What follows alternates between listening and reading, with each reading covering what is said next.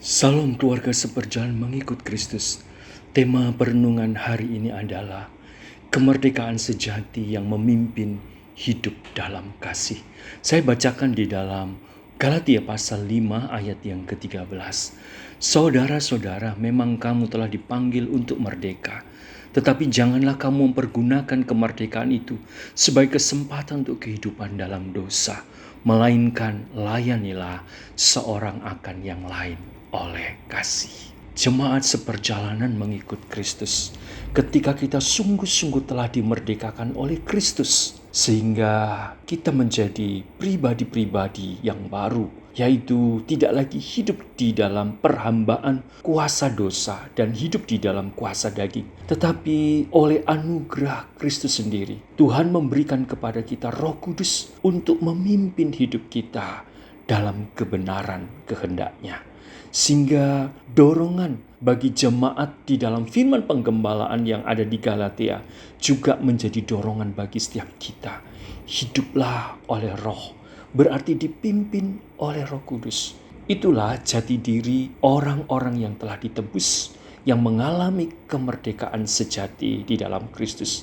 Hidupnya tidak lagi diperhamba oleh dosa, hidupnya juga tidak diperhamba oleh kuasa daging. Dulu sebelum kita hidup di dalam kemerdekaan di dalam Kristus, kita adalah orang-orang yang melayani keinginan-keinginan dosa, perbuatan-perbuatan kedagingan yang disebutkan percabulan, kecemaran, hawa nafsu, penyembahan berhala, sihir, perseteruan, perselisihan, iri hati, amarah, kepentingan sendiri, dan roh pemecah, dan berbagai perbuatan daging. Tetapi kita bersyukur ketika Kristus telah memerdekakan kita, menyelamatkan kita oleh iman di dalam karya penebusannya. Maka di dalam hidup kita ada buah Roh Kudus yang terus memimpin kita untuk bertumbuh dalam kasih, sukacita, damai sejahtera, kesabaran, kemurahan, kebaikan, kesetiaan, kelemah lembutan, penguasaan diri. Apa yang menjadi penerapan ketika kita telah benar-benar mengalami kemerdekaan di dalam Kristus, dibebaskan dari kuasa dosa dan kuasa daging? Jemaat yang dikasihi Tuhan, Rasul Paulus mengingatkan kepada kita semua, saudara-saudara, memang kita telah dipanggil untuk merdeka, tetapi janganlah kamu mempergunakan kemerdekaan itu sebagai kesempatan untuk hidup dalam dosa, melainkan layanilah seorang akan yang lain oleh kasih. Sekarang hidup kita boleh belajar untuk terus bertumbuh di dalam melayani satu dengan yang lain. Dan kemerdekaan sejati itu mendorong kita untuk hidup di dalam perbuatan kasih. Apa yang menjadi praktek di dalam perbuatan kasih ini?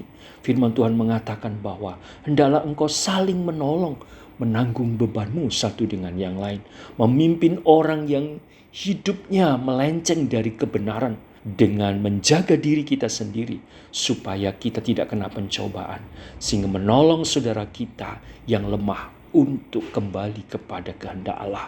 Hidup kita juga boleh belajar membagikan, memperhatikan saudara-saudara kita seiman, orang-orang yang bergumul dengan beban kehidupan, pergumulan baik secara rohani maupun secara kehidupan kesehariannya, sehingga melalui hidup kita akan terus menabur di dalam roh, yaitu hidup di dalam kasih.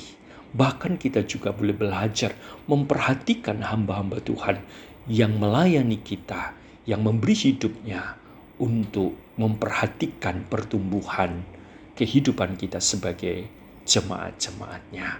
Mari Bapak Ibu sekalian, kita akan menjalani kehidupan seturut dengan kehendak-Nya.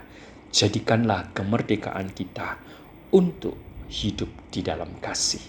Mulailah untuk menyatakan kasih di tengah-tengah keluarga, saling mengasihi, saling mendukung, saling menolong satu dengan yang lain di dalam keluarga, yaitu pasangan kita, orang tua dengan anak, anak dengan orang tua, bahkan dengan saudara-saudara seiman. Bahkan firman Tuhan mengatakan, bahkan kasih kita dirasakan kepada semua orang. Tuhan Yesus memberkati. Amin.